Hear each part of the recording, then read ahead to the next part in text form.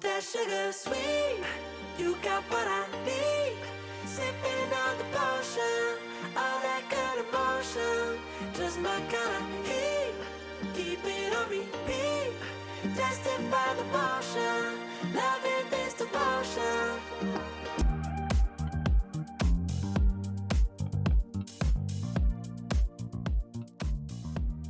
What's up everyone? Welcome to Wander Time. We are on the last day of our road trip. So we spent the last 2 days driving through Montana. We made a overnight stop in Leavenworth and now we've made it to Mount Rainier. So we stopped at the Nisqually Lodge and we're on the Paradise side of Mount Rainier, which would be like the west end of Rainier. It's a huge park, so depending on where you go, if you want to visit, you kind of need to look at the hikes and kind of where they start. So we're gonna head up to Paradise Point and do a couple hikes through there for the final leg of our road trip before we make our push home. So it's gonna be a beautiful rainy day. Should be fun. Let's see how it goes.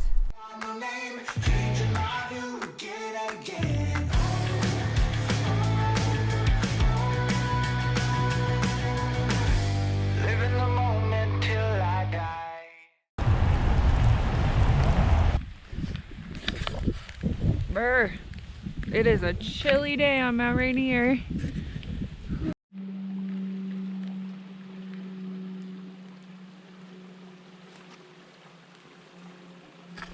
Okay, so today we are doing our hike from the Paradise parking lot and visitor center. We're going to be following the Skyline Trail up Alt Vista, which will connect us to the Glacier Vista Trail and Panorama Point. So we're looking at probably 5 or 6 miles today. And it looks like only about 1,400 feet, but I think a lot of that elevation is very early on in our little journey. And we just got this gorgeous weather on top of us for our last day of our road trip and National Parks adventure. And I just think it's kind of appropriate, like welcome home, welcome back to Washington. But we are definitely not complaining because it's gorgeous out here in all weathers, and we're just happy we got out.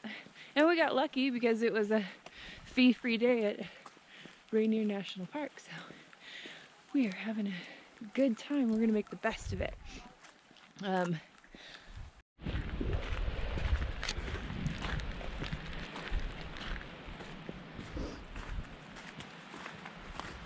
So I wanted to talk a little bit about seasonal depression because as soon as the weather turned from, you know, late summer, early fall to kind of this dreary,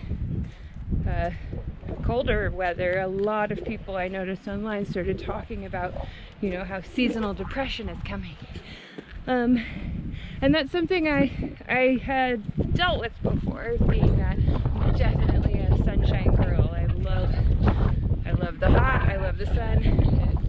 It's wonderful, but I thought it's so sad and it doesn't make sense, and I refuse to let half of my year, you know, struggle with depression because of something as silly as the weather.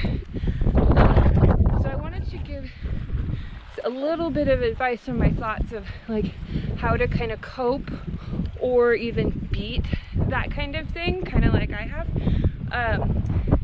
And the best piece of advice I've realized is to find a way to appreciate, which as soon as I really got into hiking and mountain climbing, I started to find a way to appreciate all the weather, because it gives you such a different view and perspective that, you know, you can't just get with just sunshine. Like,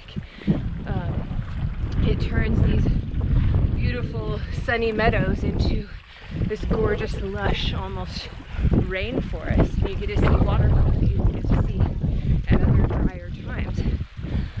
So I think the next thing I would,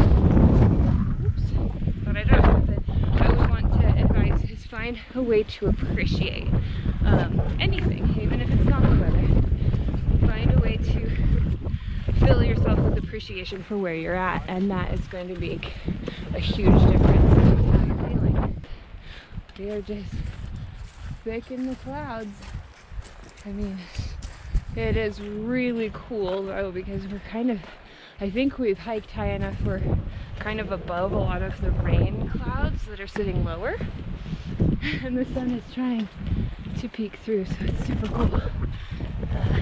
I don't know if we'll actually make it high enough to get a real sun break, but it's trying. It's like you get little gaps in the cloud and you can kind of get a semi view, but not too much. Oh, wow, this is just so cool.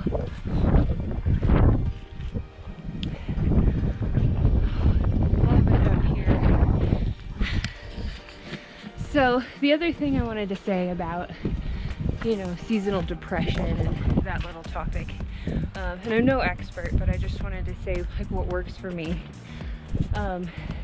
is staying active, because staying active and engaged, exercising, exploring, getting outside, you know, no matter the weather, that helps build up endorphins, and endorphins make you happy. It helps you cope, it keeps you grounded and level. So that's when I really started learning about how to be outside in cold and wet weather, because I didn't want weather to hold me back from feeling happy, from getting out and doing and exploring. So my next tips are going to be on how to hike outside in cold and wet weather. So I'll tell you guys that in a minute. Alright, so we're getting to the end, or at least the top of our hike before we turn back in. So my tips for hiking in the cold and rain are, first of all, number one, never ever cotton. No cotton socks, no cotton sweaters, gloves. And the reason behind that is because cotton, when it gets wet, so if it gets rained on, it gets splashed, you sweat in it. What happens is it takes a long time to dry out, and that is a huge problem if you can't get dry quickly out there.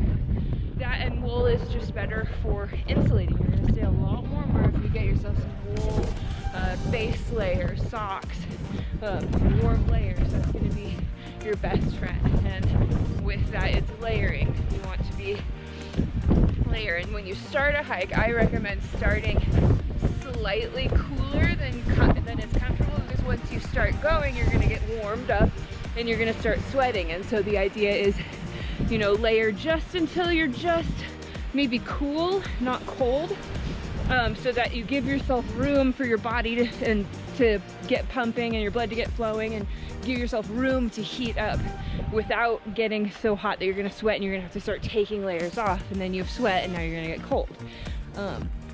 And then the other one is a proper raincoat.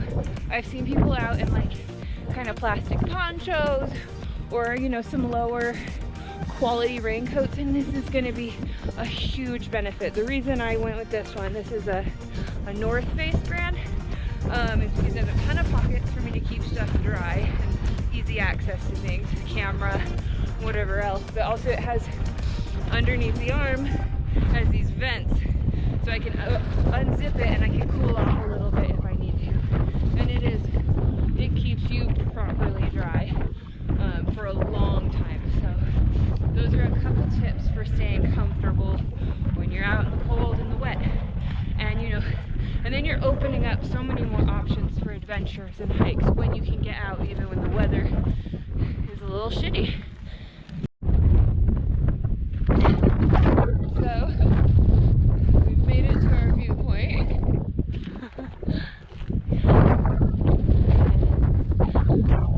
It was totally worth it, even though we're up here in the clouds. I am not complaining. I've had a great time. And this is the expectation we were hoping for when we decided that Mount Rainier would be our last stop. And here's what we got.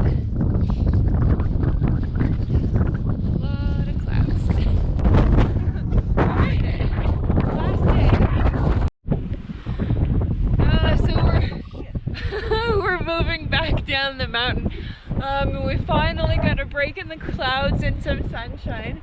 And we're looking over here and you can see part of the edge of one of the glaciers of Mount Rainier, and then right back here there's a waterfall where it's melting. And then down as the clouds are clearing, the forest. And I mean, this is just like, I don't know, something you'd picture being in like the Swiss Alps or something. It's just absolutely gorgeous and freezing cold, but I don't care. I'm having a blast.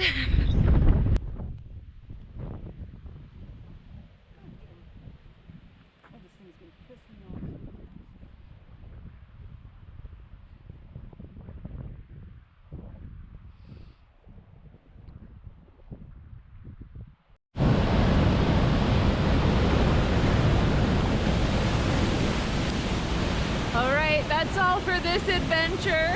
Our last day spent on Mount Rainier. If you haven't been, I highly recommend it, even in the rain. And you know what to do. Don't forget to like and subscribe. I'll see you on the next wandering.